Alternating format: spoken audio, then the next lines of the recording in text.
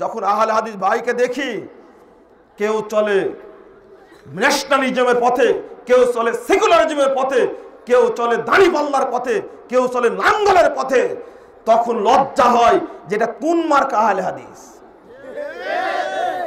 আল্লাহ নবী মুহাম্মদ সাল্লাল্লাহু আলাইহি ওয়াসাল্লামের অনুসারী যদি হন, আপনার চেহারায় কর্মে ফুটে উঠবে সেটা।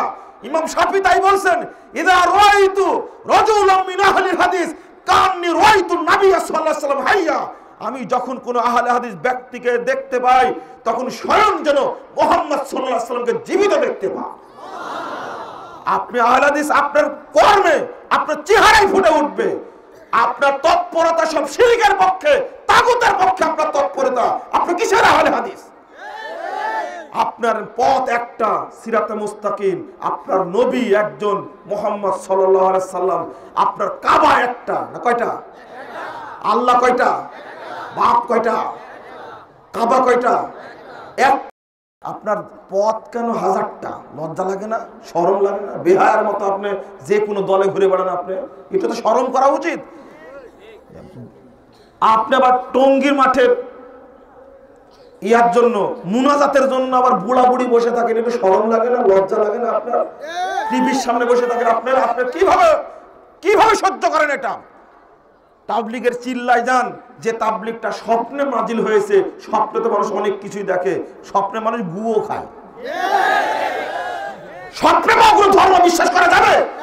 আল্লাহ নবী মুহাম্মদ সাল্লাল্লাহু আলাইহি ওয়াসাল্লাম বিধান দিয়েছেন, সেই বিধানের প্রতি আত্মসমর্পণ না করে আপনি অন্য বিধান মতবাদের দিকে আপনার চোখ গেল কেন?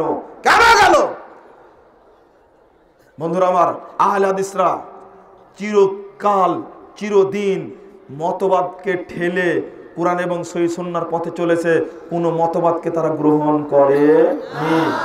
বন্ধুরা আমার, আমি আজকে আপনার শেষ কথা বলে বিদায় নিচ্ছি। ডক্টর মুস্তাউদ্দিন সাহেব চলে এসেছেন, তিনি আপনাদের সামনে ভাষণ দিবেন। আমি শেষ কথা বলছি, যেখানে যতটুকু থাকি না কেন ঐক্যবদ্ধ থাকবো ইনশাআল্লাহ। কি হিসাবে? আহলে হাদিস হিসাবে। কথা মনে থাকবে? সবার আকীদা কি এক, সবার আমল এক। কেন থাকবো ফারাক? আমল যদি এক হয়, আকীদা যদি এক হয়, যদি কোনো ইস্যু নিয়ে ডাক পড়ে, তখন আমাকে সবকে বর্জন করে দিয়ে ওই ইস্যুকে সামনে রেখে ঐক্যবদ্ধ হয়ে কাজ করতে হবে। এটা হলো আমার দাবি। बताने शुआब कबाइल को तोड़ो, रसूम खून के सलासिल को तोड़ो, यही दीन मुहकामे फतेह बाब के दुनिया में तौहीद हो बेहिजाब। ডক্টর ইকবাল অভিজ্ঞ মানুষ, তিনি বলেছিলেন, পশ্চিম পাকিস্তানের কবি, যখন ইংরেজরা এদেশের মা বোনদের উপর অত্যাচার করছে, এদেশের ধন সম্পদ লুণ্ঠন করছে, তখন তিনি তরুণদেরকে ডেকে বলেছিলেন, যুবকদেরকে ডেকে বলেছিলেন, বাতানে শোয়াব কাবাইল কো তুড়ো, সমস্ত দলীয় বিভক্তি ভেঙে চুরমার করে দাও, রুসুমে খুনকে সালাসিল কো তুড়ো। যত রকমের রসম রেওয়াজ রয়েছে, কিসের দুই আজানার, কিসের মুনাজাত, কিসের মিলাদ আর কিসের কিয়াম, কিসের তিন তালাকের ফতোয়া, সবগুলোকে গুঁড়িয়ে চৌচির করে দাও। এই দিনে মুহকামে ফতেহ বাব, এখানে রয়েছে বিজয়ের দরজা, এখানে রয়েছে দিনের নির্দেশ, কে দুনিয়া মে তাওহীদ হবে হিজাব। তখনই দেখবে গোটা পৃথিবীর উপরে, আসমানের নিচে তাওহীদের পতাকা পথ পথ করে উঠতে শুরু করেছে। ডক্টর ইকবাল বলছেন, কত সাহস তার ভিতরে, ছাত্র মানুষের ভিতরে সাহস কত, হুঙ্কার দিয়ে বলছেন, চীন ও আরব হামারা, হিন্দুস্তান হামারা, মুসলিম হে হাম, ওতান হে সারা জাহাঁ হামারা। আমরা আরব শাসন করেছি, চীন শাসন করেছি, উপমহাদেশ শাসন করেছি, গোটা পৃথিবী আমি শাসন করেছি। তোমরা আজকে চুপটি করে বসে আছো কেন? ইংরেজদেরকে কেন তাড়ানো যাবে না? হে যুবক ভাইরা, ছাত্র বন্ধুরা আমরা, তোমরা সমস্ত দলকে ভেঙে চৌচির করে এক কাতারে ঐক্যবদ্ধ হয়ে ইংরেজদের বিরুদ্ধে সামনে এগিয়ে আসো। তাওহীদের সামনে তোমার কিছুই টিকবে না।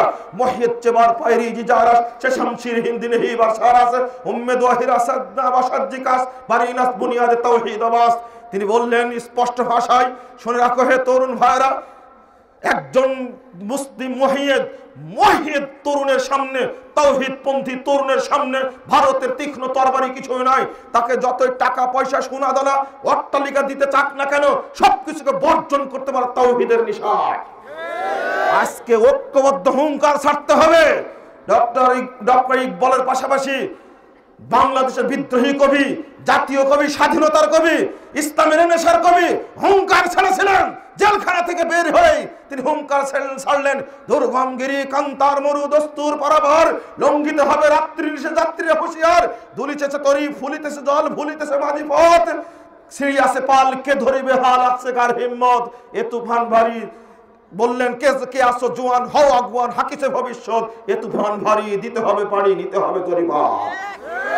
স্বাধীনতা এমনি আসেনি, স্বাধীনতা চেতনার উপরে এসেছে। আমাদের বাপ দাদারা ইহুদি খ্রিস্টানদেরকে দেশ থেকে তাড়িয়েছে, ইহুদি খ্রিস্টানদের মতবাদ থেকে গেছে।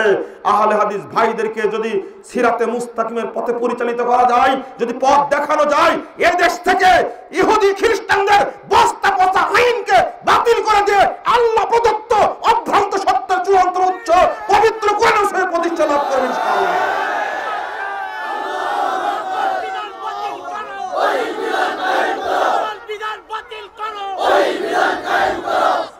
বন্ধুরা আমার আহ্বান, আমার আবেদন এটাই আপনাদের কাছে, তাওহীদের প্রতি ঐক্যবদ্ধ হতে হবে। বিশেষ করে তরুণদেরকে বলছি, যুবক ভাইদেরকে বলছি, মুরব্বীরা পরামর্শ দেবে, যুবকরা সামনে এগিয়ে যাবে। আল্লাহ তুমি আমাদের কবুল করো, আমিন। আল্লাহ রাব্বুল আলামিন তুমি এই সম্মেলনকে কবুল করো, আমিন। আল্লাহ তুমি প্রতি বছরের জন্য এই সম্মেলনকে তুমি কবুল করো, আমিন। আপনারা উৎফুল্ল চিত্তে আজকে যেমন হাজির হয়েছেন এই বিশাল সম্মেলনে, আগামী দিনে আসবেন এবং সহযোগিতা করবেন। বিশেষ করে আমার বড় ভাই বলতেই হচ্ছে, ভাই হুমায়ুন যে কষ্টটা করেন, হুমায়ুন খান, তার জন্য আপনারা খালেজ করে দোয়া করবেন, আল্লাহ যেন তাকে কবুল করে নেন, আমিন। জাযাকুমুল্লাহ খায়রান। সুবহানাকাল্লাহুম্মা বিহামদিকা আশহাদু আল্লা ইলাহা ইল্লা আনতা আস্তাগফিরুকা ওয়া আতুবু ইলাইকা। ওয়াসসালামু আলাইকুম ওয়া রাহমাতুল্লাহি ওয়া বারাকাতুহু।